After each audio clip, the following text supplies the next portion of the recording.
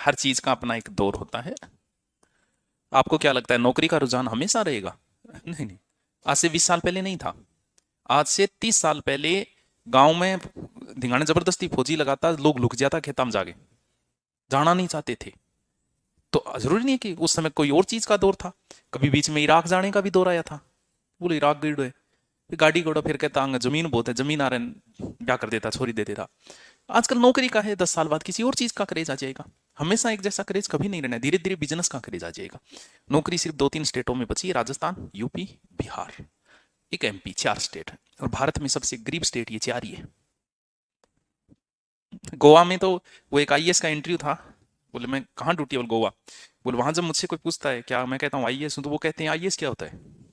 गोवा वाले, इतना डेवलप हो चुका है, नौकरी का कोई लेना देना। आपको क्या लगता है फौज में कौन है? फौज चली 4 राज्यों की वजह से रही है, 4 राज्यों की वजह से चल रही है पूरी फौज। दक्षिण भारत के मिलेंगे ही नहीं फौज में, उन्हें नौकरी से कोई लेना देना नहीं।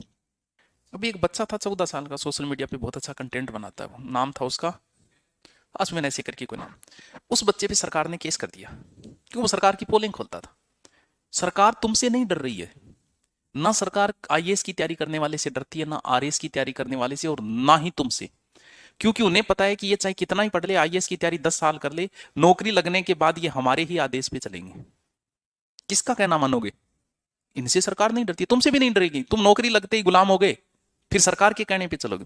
सरकार ऐसे लोगों से डरती है। 14 साल का बच्चा जिसने अम्बेडकर को पढ़ लिया, भगत सिंह को पढ़ लिया, उसने अरस्तु को पढ़ लिया, उसने सुकरात को पढ़ लिया, वो क्वेश्चन करना शुरू कर दिया उसने सरकार से। आपसे कोई टेंशन नहीं है, सरकार को करो तैयारी।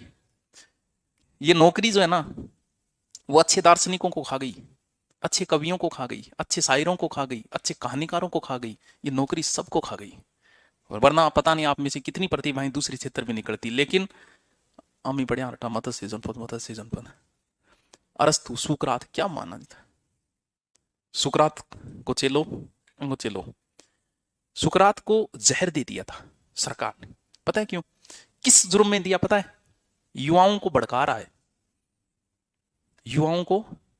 क्योंकि जो दिमाग में हमारे सेट है जो चीज, अगर उस चीज पर किसी व्यक्ति ने प्रहार किया तो हम इसके दुश्मन हो जाएंगे। जिसने पहली बार बताया कि दुनिया, पृथ्वी जो है वो घूम रही है, उसको भी मृत्युदंड दे दिया था। जो हमारे दिमाग में सेट है कि पृथ्वी क्या ऊपर है, शेष नाग भर रहा हूं, बूढ़ ये दादोजी ने कह दिया, दादोजी गेडियो मार देगा थर। बोले छह तन ज्यादा बेर होगे, सिंह पर टिकेडिए। क्योंकि हमारे दिमाग में जो चीज है उस पर कोई प्रहार करेगा हम उसके दुश्मन हो जाएंगे। सुकरात जैसे व्यक्ति, इल्जाम सिर्फ क्योंकि हम ना तो व्यक्ति विकास भी कभी नहीं चाहता, ये ध्यान रखना। जैसे अभी एक फरमान जारी किया, वो लड़कियां मोबाइल नहीं रखेगी। बोलो, सोचने की बात है यार, किस सदी में जी रहे हैं। और उस सदी में ऐसा फरमान जारी होता है कि लड़कियां मोबाइल नहीं रखी, क्योंकि हमें विकास चाहिए ही नहीं। क्या मोबाइल की वजह से लड़कियां भाग रही है? हीर रांझा के पास कौन सा एंड्रॉइड था रे? लैला मजनू के पास कौन सा था? क्या आज से 20 साल पहले नहीं भागते थे? और ये तो एक दोस्त देना है, विकास हमें चाहिए ही नहीं। हम जहां पड़े हैं वहां ठीक है। सती प्रथा जिसने बंद की थी उसके दुश्मन हो गए थे लोग, यहां से शुरू करवाने के लिए विदेश चले गए थे सती प्रथा के लिए। हमें विकास नहीं चाहिए, हम जहां हैं हमें वहीं पड़े रहना है बस। जो भी कोई हमारे दिमाग को प्रहार करेगा हम उसी के दुश्मन हो जाएंगे।